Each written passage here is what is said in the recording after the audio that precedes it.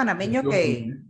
talento que está posicionándose en otros países. Estamos en comunicación con el doctor Justo Pinzón, psiquiatra panameño, que tuvo una serie de aportes recientemente. Don Justo Pinzón, buenos días, feliz año. Muy buenos Bienvenido. días, Flor. Muy buenos días, profesor Edwin. Muy buenos días, Melissa. Feliz año, felices fiestas. Y muchas gracias por invitarme nuevamente a vuestro programa. Es un honor para mí estar aquí. Porque nuevamente hizo un aporte, ¿no? Pues sí. Casualmente ayer estaba revisando, bueno, mientras disfrutaba y repasaba todo lo que habíamos hecho en el 2022, abrimos con una muy buena publicación científica en enero del año pasado y cerramos en diciembre de 2022 una segunda muy buena publicación en uno de los, bueno, en la tercera revista más importante del mundo en psiquiatría, un trabajo que es parte de mi tesis doctoral en la Universidad de Barcelona, que trabaja sobre pacientes con esquizofrenia, los grandes olvidados de la salud mental. Ese sería un aporte justo referente a, aquí dice que al uso de riesgo poligénico, factores genéticos. Exacto. Bueno, básicamente, y lo explico así bastante rápido porque sé que a veces puede ser un tema muy denso. Muy técnico, sí. Lo que hicimos fue utilizamos una técnica que es muy novedosa a nivel mundial, que es intentar utilizar todos los conocimientos que se han sacado del genoma humano para predecir a 6 años vista, es decir, predecir 6 años antes de que una persona necesite un tipo de medicación muy específica para que le vaya mejor en su enfermedad, empezar antes del tratamiento y que tenga una remisión de los síntomas, es decir, que los síntomas desaparezcan lo antes posible, luego lograr que tengan mejor calidad de vida y un mejor funcionamiento.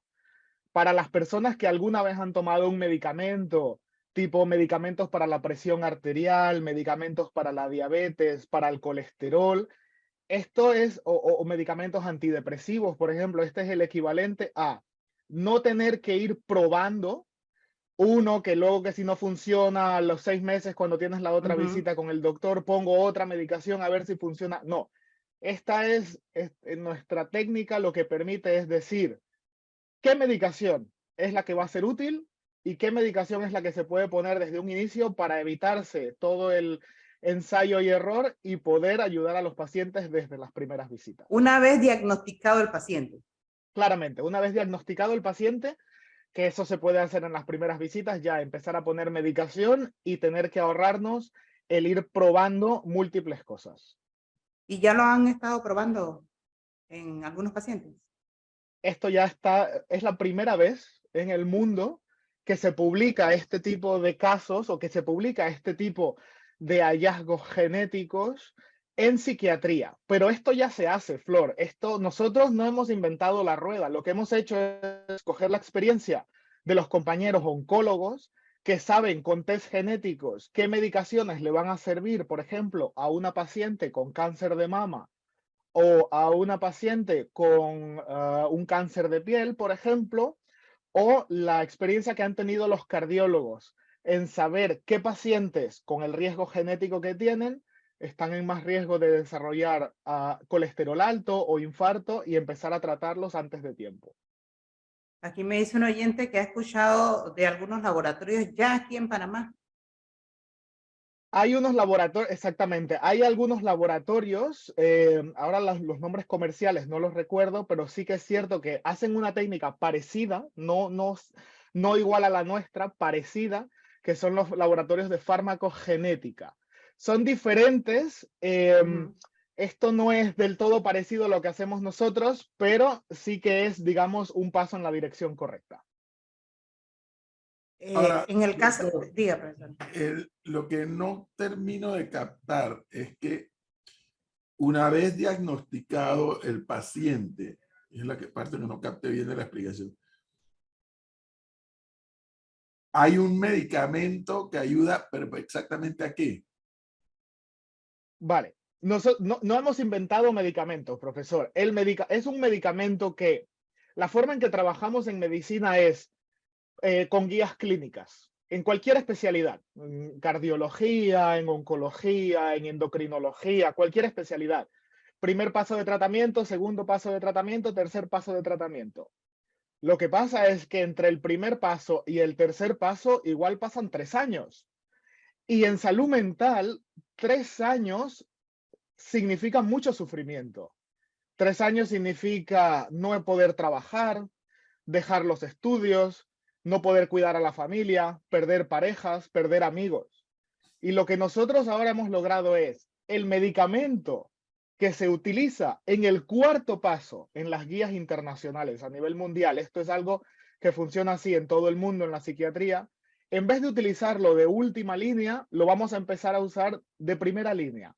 Y eso nos permite que todo ese sufrimiento, toda esa tormenta que hay en las mentes de las personas durante todos estos años, desde que se hace la enfermedad, desde que empiezan los síntomas, empezamos el tratamiento antes y logramos controlar los síntomas antes, mejorar su calidad de vida, mejorar su funcionamiento. Funcionamiento quiere decir mantener un trabajo, ganar su dinerito, tener sus parejas, tener sus hijos, tener a sus familias y tener a sus amigos. Y esto los va a mantener estables. Sí, señor. Ese medicamento es el mejor medicamento que existe en este tratamiento en particular, que es para la esquizofrenia. Recordemos, para la esquizofrenia es el mejor tratamiento, los mantiene estables y les permite vivir una vida normal. Vamos a Doctor, utilizar la palabra que es normal. importante para beneficio de los oyentes. Sí. Defínanos esquizofrenia. Vale, perfecto, claro que sí. La esquizofrenia es una enfermedad tan vieja como la humanidad.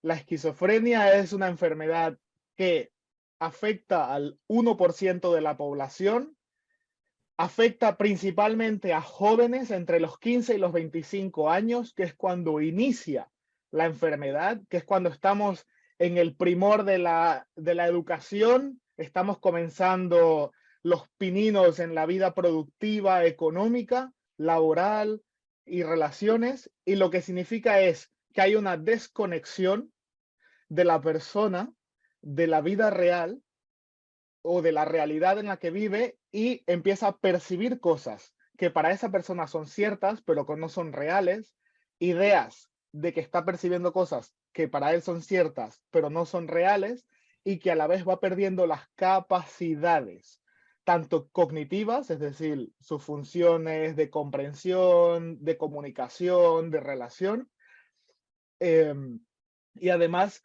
también va acompañado de síntomas depresivos. No por nada, al inicio de cuando se describió la esquizofrenia, se le llamaba la demencia precoz.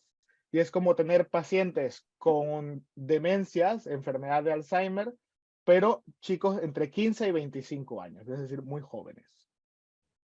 Y no puede ser que de más edad es poco probable. No, de más edad también puede ser. De hecho, excelente pregunta, profesor. De hecho, los hombres somos los que estamos más afectados entre los 15 y los 25 años. Las mujeres tienen un segundo pico, le llamamos así, un segundo periodo de más riesgo de esquizofrenia, que es alrededor de la menopausia. Cuando pierden la protección de las hormonas estrogénicas, empiezan a estar en más riesgo de muchas cosas, de infartos, de problemas del corazón, de problemas de colesterol y entre ellas de problemas de salud mental también. O sea, hay varios momentos en la vida, tanto del hombre como de la mujer, que existe la probabilidad de que surja la enfermedad. Sí, exactamente. Es una enfermedad, está en categoría de enfermedad. Es una enfermedad, es un trastorno, es una enfermedad que yo puedo decir, y creo que ningún psiquiatra estaría en mi contra al decir que es la enfermedad, que es el paradigma de la locura, le llamamos así, que es cuando una persona piensa en alguien que no está bien de la cabeza, es una persona que habitualmente tiene el diagnóstico de esquizofrenia. Oiga, pero ¿se puede revertir el diagnóstico? No. No. Lo que podemos hacer, todavía no. Estamos trabajando en eso. Flor, y ojalá no. si Flor, todavía día... no estamos trabajando en eso, Flor. Pues él dice que yo estoy loca, ¿no? Entonces, bueno, no, decir. jamás. Si algún día, como yo le digo a mis pacientes, si algún día yo logro descubrir cómo se cura esto, me verán en el Nobel de Medicina, pero todavía no, todavía no. Bueno, hay que aprovechar, usted debe aprovechar que anda por allá por la madre patria para que ayude al diccionario a hacer correcciones, porque el diccionario define la esquizofrenia en parte de lo que usted ha dicho, pero se quedó en la mitad, dice, grupo de enfermedades mentales correspondientes a la antigua demencia precoz, que se declaran hacia la pubertad y se caracterizan por una disociación específica de las funciones psíquicas, que conduce, en los casos graves, a una demencia incurable. O sea, pero para la Real Academia no está previsto que después de la pubertad pueda darse la enfermedad. Claro que sí, doctor. Profesor, lo que pasa es que cuando se hicieron estas definiciones no técnicas, no se ha tomado en cuenta el gran avance que ha habido a nivel de tratamientos con medicación. Realmente, si alguno va, no sé si alguno, bueno, igual ha tenido la oportunidad de viajar, ha ido a algún museo europeo, cuando teníamos, hay una serie de pinturas de artistas franceses en los que se retrata cómo eran los manicomios antiguamente. Y uno de ellos es muy importante, es una obra que retrata a Philippe Pinel, el padre de la psiquiatría francesa, en el Hospital de la Salpêtrière en París, donde se ven a los pacientes encadenados, totalmente idos de la cabeza, sin ningún tipo de conciencia de lo que les está pasando o de lo que está pasando alrededor en su vida.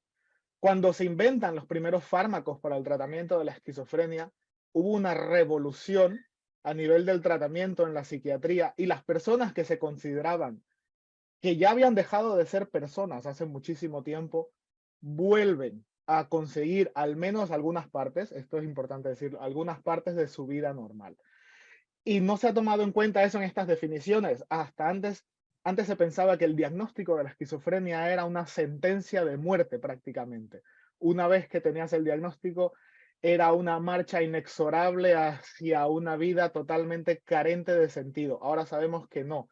Podemos, empezando tratamiento antes de tiempo, empezando tratamiento correcto antes de tiempo, podemos lograr que la esquizofrenia pueda ser controlada exitosamente. Y si lo podemos hacer con una enfermedad como la esquizofrenia, también lo podremos hacer con enfermedades más comunes como la ansiedad o la depresión. ¿Cuáles son los síntomas, Aquí, doctor? dice aquí un oyente, un momentito, pero dice aquí un oyente, este aporte está interesante para conocer la opinión del doctor. A veces el consumo de drogas suaves, entre comillas, son el gatillo que dispara enfermedades como la esquizofrenia. Hay psiquiatras que en base a esto dicen que no hay drogas suaves. Excelente pregunta. Yo no estoy de acuerdo con la categorización de drogas suaves ni drogas duras. Hay una teoría que dice que las drogas suaves, como la marihuana, por ejemplo, o el alcohol, son la puerta de entrada a drogas más duras, como la cocaína, la ketamina, las metanfetaminas, que hacen más daño, que son más adictivas. Realmente sabemos que la marihuana es por ejemplo, la que tiene elevado contenido de THC, tetrahidrocannabinol, y no de CBD, que es el cannabidiol. Los que tienen más THC sí que son responsables de precipitar el diagnóstico de esquizofrenia, de activar esos genes, ese riesgo que tenemos o que tienen ciertas personas para luego desarrollar estas enfermedades mentales. Y no solamente de esquizofrenia, también de depresión, de ansiedad, de trastorno bipolar. ¿Qué pasa? Esto es equivalente a, por ejemplo, si alguno de los oyentes o alguno de vosotros, la familia de mamá o papá han tenido problemas del corazón, eso significa que también el hijo, la descendencia, tiene problemas del corazón.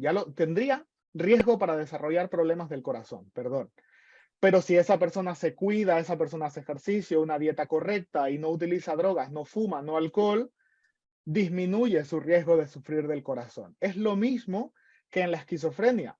si los padres o hay un riesgo genético de desarrollar esquizofrenia, eso se tiene, se hereda, pero si yo no consumo drogas, le hago un favor a mi cerebro y lo que estoy logrando es disminuir mi riesgo de sufrir la enfermedad. ¿Cuál es la opinión del doctor Justo Pinzón sobre la utilización del cannabis medicinal? El cannabis medicinal. Bueno, mira, lo que pasa es que yo me formé en la Universidad de Panamá, con mucha honra, mi alma mater, en el campus doctor Octavio Méndez Pereira. El profesor Jorge Montalbán, sociólogo y médico panameño, muy importante, profesor mío hace Lo muchísimos conocí, años. radical, lo conocí, radical, duro. Grande, grande el doctor Montalbán. Él hablaba sobre lo que nos permitiría la legalización de las drogas, o al menos la no criminalización de las drogas. Y lo que permite el uso del cannabis medicinal, que sabemos que a nivel terapéutico, a nivel de tratamiento, no solo de salud mental, sino de dolor, patologías crónicas, tiene mucha utilidad. Lo que permite la no criminalización y el establecer redes de distribución como las que están haciendo en Estados Unidos o las que se han hecho en Portugal, en Holanda, en otros países, es regular los contenidos que tienen y establecer los impuestos necesarios, regular las cadenas de distribución, la calidad de los productos que se vende a la población y permitir que aquellas cosas que las personas vayan a consumir sean lo menos dañino posible. Dentro de el daño que pueden hacer, lo menos dañino posible. Es equivalente a lo que sucede con el alcohol, por ejemplo. El alcohol, no por ser legal, no es inocuo. El alcohol, por ser legal, lo que permite es recoger impuestos, lo que permite es controlar cómo se produce, cómo se distribuye y controlar el grado de pureza o la calidad que tienen los distintos alcoholes. Hacerlo con el CBD, que además puede funcionar como un medicamento, como ayuda antidepresiva, como ayuda ansiolítica, como ayuda antipsicótica, también nos permitiría darle más beneficios y mejor calidad a los pacientes que lo necesiten. Todo un debate, doctor. Aquí en Panamá, me imagino usted sabe, se está dando. Bueno, ya se aprobó la ley del uso del cannabis medicinal, que una vez más le digo, uso de cannabis medicinal no es fumar marihuana, es sacarle el aceite al cannabis y utilizarlo para fines medicinales, que no es lo mismo. Aquí el doctor incluso lo acaba de explicar, lo del CBD, lo del THC, etc.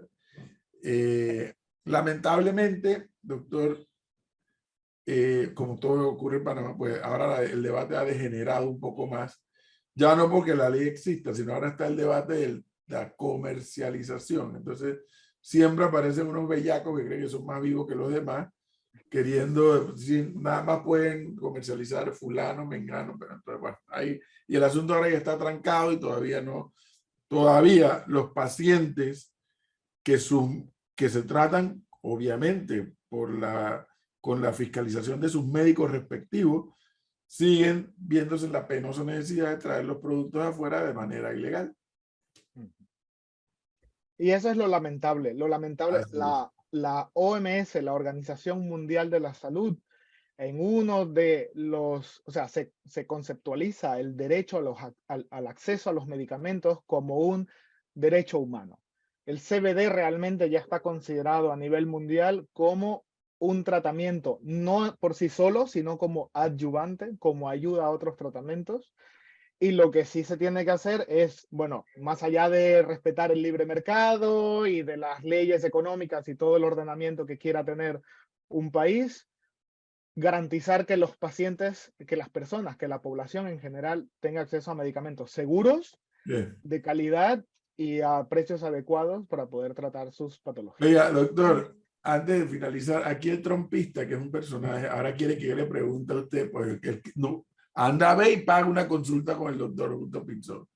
Quiere que le pregunte a usted qué pasa si él está viendo elefantes en su casa. Eso debe ser delirium tremens. Se está viendo el mismo en el espejo. Que con delirium tremens, que está chupado tanto en estos días que ahora está viendo elefantes, tigres y león. Bueno, profesor, claramente, el diagnóstico suyo es el diagnóstico suyo es el que es el más probable dentro de todo, sí, la alucinosis con elefantes pequeños y rosados son típicos del delirium tremens. Yo le recomendaría al oyente que busque atención médica lo antes posible. Ahora dice que no son Porque elefantes. Ahora dice que no son elefantes, son fantasmas. Es un problema de conciencia, doctor. Es un problema de conciencia. Si ve fantasmas, es un problema. ¿Usted se acuerda del boxeador Celestino Pelenchín Caballero? ¿cómo no? El Celestino. campeón, ¿no? Sí, Un tenía día, su gimnasio en Villalucre, aquí donde estoy yo pasando la fiesta de fin de año. bueno, un día lo estábamos entrevistando ya en el otro lado donde a Flor le querían robar la plata. Y dice así de pronto, alguien le preguntó por fantasma y Pelenchín dice, donde hay hombres no hay fantasma. A mí no se me olvida eso más nunca. Entonces el trompista tiene problemas, está viendo fantasmas en su casa. Es un problema de conciencia. Un problema de conciencia. Oiga, doctor, hay muchas preguntas de los oyentes y yo creo que vamos a Sí. tener que inventarnos algo porque habrá que desahogarlas después. Hoy no tenemos tiempo. Pero una más, antes de que se vaya. Aquí Sí. le pregunto a un oyente, ¿un diagnóstico de síndrome de Asperger puede derivar en esquizofrenia? Los pacientes, a ver, el síndrome de Asperger es un trastorno que se llama, bueno, es un síndrome que forma parte del espectro, del círculo del espectro autista. Está en mayor riesgo de sufrir síntomas psicóticos, es decir, síntomas de una esquizofrenia, pero no necesariamente tiene por qué derivar en esquizofrenia, no necesariamente. Los pacientes con trastorno del espectro autista o síndrome de Asperger ya se sabe que hay dificultades en el neurodesarrollo, en el desarrollo del cerebro desde antes de nacer, que les ponen en mayor riesgo, pero llevar una vida sana, tratamiento, terapia y hacer todo lo posible para disminuir ese riesgo le puede proteger de no desarrollar esquizofrenia a largo plazo. Bueno, doctor Justo Pinzón, siempre es un gusto hablar con usted. Además, la capacidad que tiene de transmitir y de comunicar hace que los oyentes se enganchen y se motiven aún más y a estar más pendientes de temas como lo que usted desarrolla, que además, pero muy por encima de eso, porque al final, pues si uno tiene una situación, pues uno debe recurrir a su médico. Qué bueno es enterarse que hay un panameño que, como el doctor Justo Pinzón, le hace aportes a la humanidad a través de estas revistas científicas en las cuales Sí. pues publica buena parte de las investigaciones que está avanzando, ¿no? Y como yo siempre decía a mis alumnos, es que lo extraordinario no es que haya alguien panameño que haga en el deporte, en la ciencia, en la cultura, en lo que fuere, destaque. Lo interesante es que es un país tan pequeño, de poca población, logre tener gente con tanto talento que logre impactar allende las fronteras de nuestro propio país. Qué bueno saber que hay este talento nacional. Muchas gracias, profesor, muy generoso usted conmigo. Gracias por la invitación a todos. Yo siempre estoy dispuesto para colaborar, para trabajar con Panamá y para sentarme a charlar con ustedes. Siempre es un gusto para mí, un placer, y espero que no sea la última vez que nos veamos. Le tomó la palabra y ahora le escribo.